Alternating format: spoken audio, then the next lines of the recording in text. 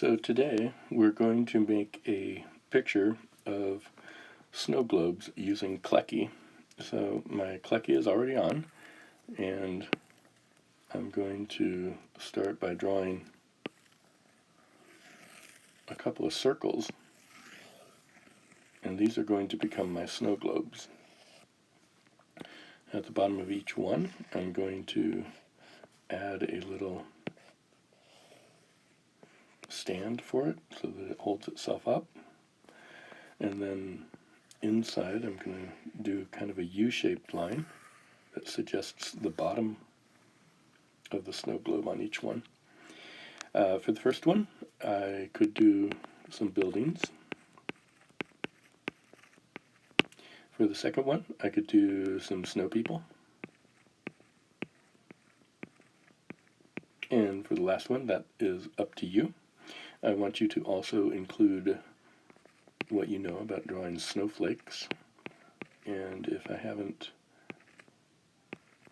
gone over that, I'll do it real quick right now. So a snowflake is the letter X. And then you draw across the middle of the X.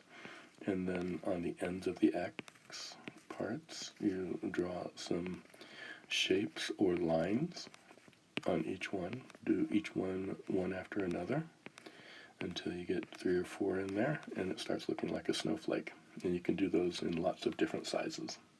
Enjoy your snowflake creation, because that is a lot of fun to do. Alright, so the first one, I'm going to try some buildings.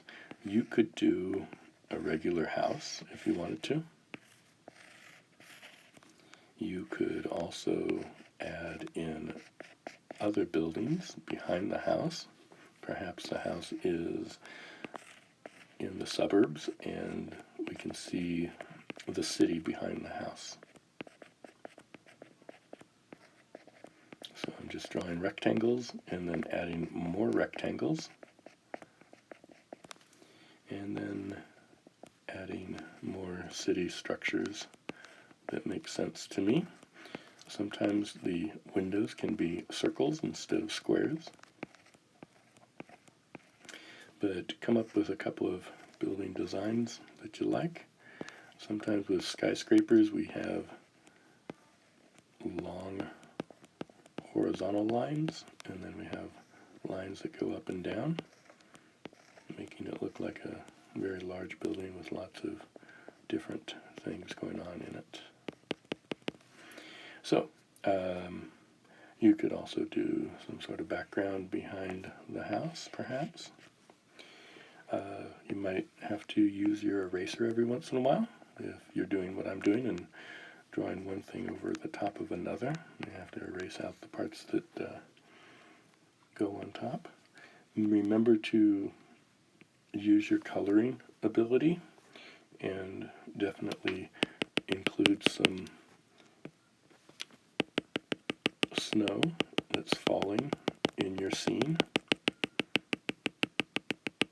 And I'm just doing a bunch of dots right now, but we also talked a little bit about how to make snowflakes. So in front, you might want to have some drawings of actual snowflakes that we can see their design on. Let me make my line a little bit smaller, and I'll do another snowflake here. Now, the problem with these snowflakes is that they're the same color each time, and I want to change that. So after I get things colored in, to start with, I might begin making parts of the snowflake have different colors going on as well. And I can keep changing that until I feel like my snowflake is more interesting. A snowflake is made up of water, and the water gets reflections in it from the sunlight, and so a snowflake can be any color of the rainbow, just like we see reflections in rainbows of the different colors. We would see the same thing going on in a snowflake. So take your time to make your snowflake kind of interesting.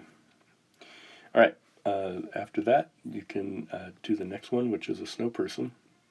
And for this one, I was hoping that you might draw a snow person and then also draw the person working on the snow person. So usually we see some sort of hat, and then we see the person who is making their snow person, and maybe they are adding the different elements that we would see in a snow person, like the branches for the hands. And they might have gloves on, mittens, and that sort of thing.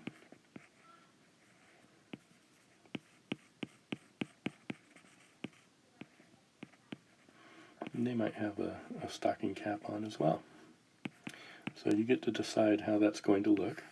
Remember to include some sort of background behind your person, so that makes it a little more interesting to look at your picture.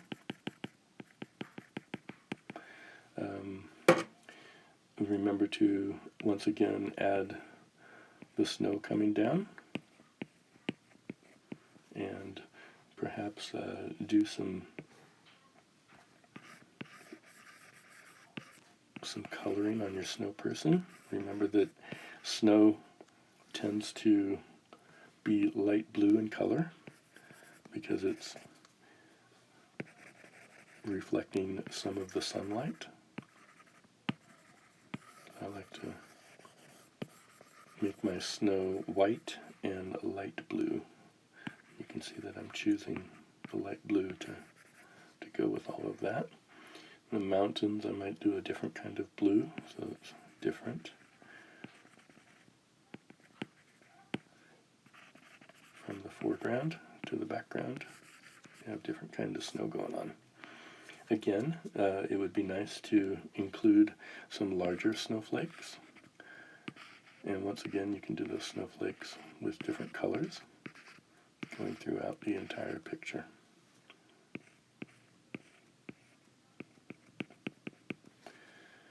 So, enjoy yourself and think about that last one, what kind of designs you're going to be putting on it and how it's going to be different from all the rest of the snowflakes and designs that you do.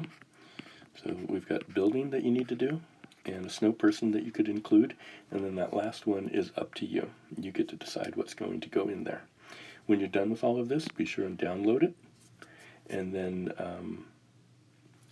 once you're done downloading it, open your art portfolio and put it in there. All right. Thank you.